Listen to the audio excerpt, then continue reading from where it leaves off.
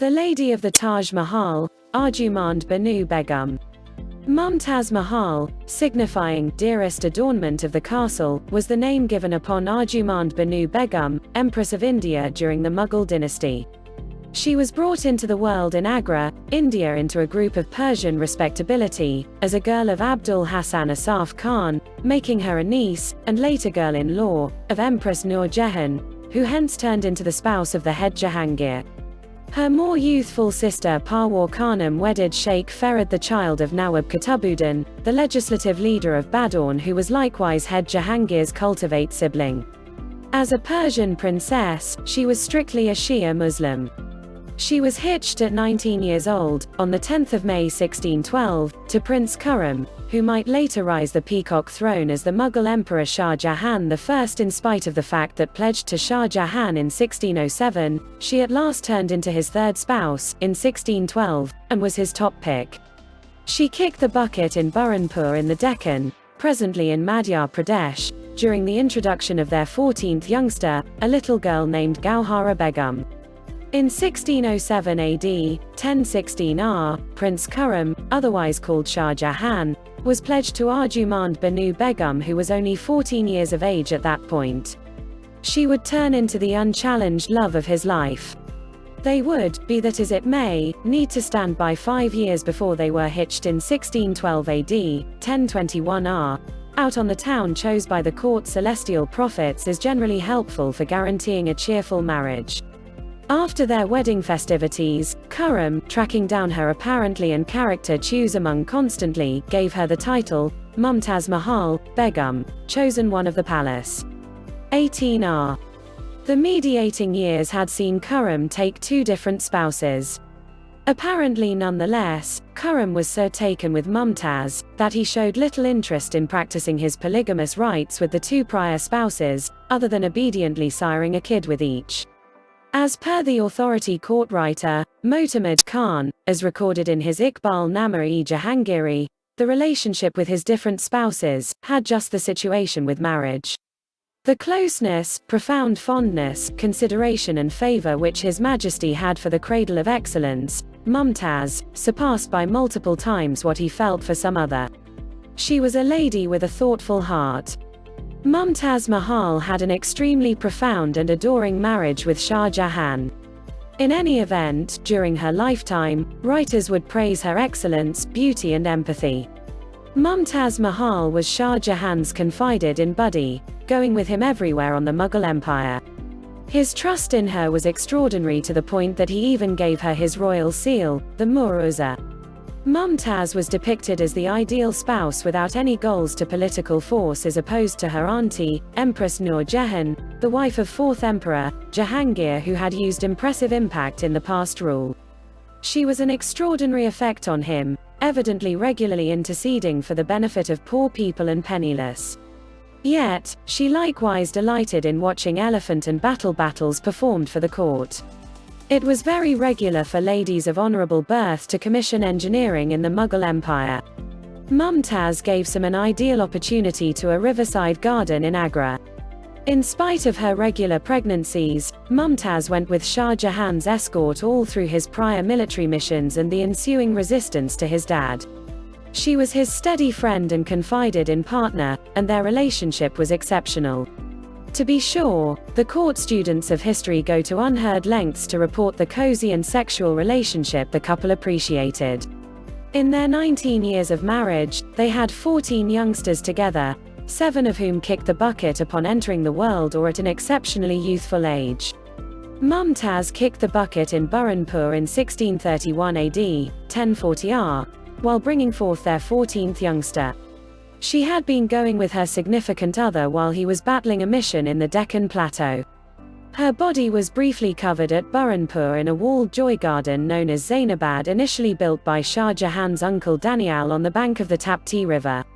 The contemporary court recorders paid a strange measure of consideration regarding Mumtaz Mahal's passing and Shah Jahan's sadness at her death. In the prompt fallout of his mourning, the ruler was apparently hopeless. Obviously after her passing, Shah Jahan went into confined grieving for a year. At the point when he showed up once more, his hair had become white, his back was twisted, and his face worn. Shah Jahan's oldest girl, the Gave Jahanara Begum, steadily delivered him once again from misery and replaced Mumtaz at court.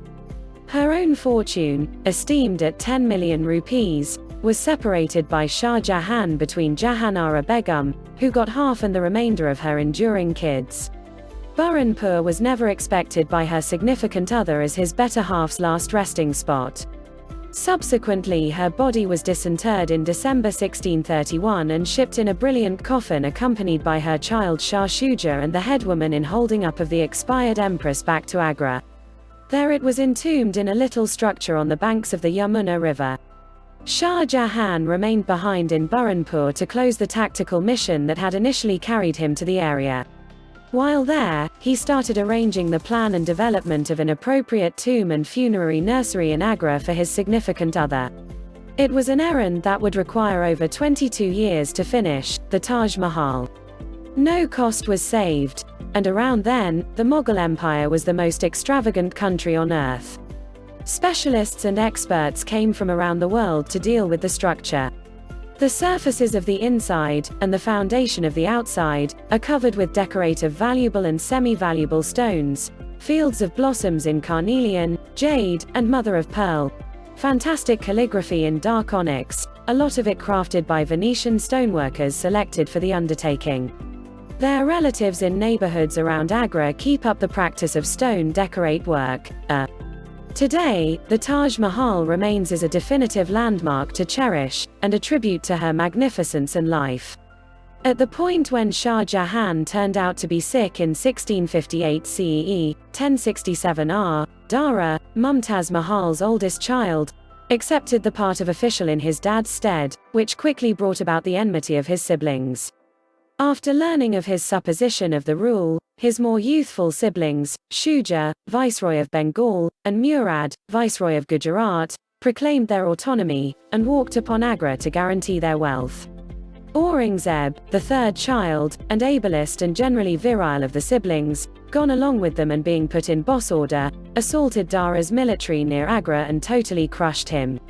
Despite the fact that Shah Jahan completely recuperated from his ailment, Aurangzeb proclaimed him bumbling to administer and place him under house capture in Agra Fort, where he stayed for the following 8 years, until his demise. His cell in Agra Fort is as yet appeared to guests. It has a solitary little window, high up in the divider. It is informed that by cleaning a silver coin on the stones of the cell, and appending it to a post, Shah Jahan had the option to get a brief look at the outside, and starting there, the solitary thing noticeable was the Taj Mahal. Bound to bed, Shah Jahan had gotten logically more fragile until, on the 22nd of January 1666 CE, 1076 R, he directed the women of the Supreme Court, especially his associate of later years Akbarabadi Mahal, to the consideration of Jahanara. Subsequent to recounting the kalima and refrains from the Quran, he passed on.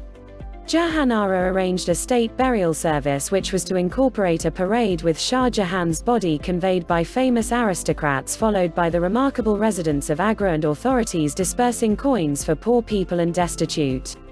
Aurangzeb wouldn't oblige such pomposity and the body was washed as per Islamic customs, taken by stream in a sandalwood final resting place to the Taj Mahal and was buried there close to the body of his adored spouse Mumtaz. Her landmark, the Taj Mahal, is perhaps the most conspicuous designs on the planet. It is generally considered as quite possibly the most delightful structures at any point developed. It remains as an image of undying affection. Thanks for watching. Bye now.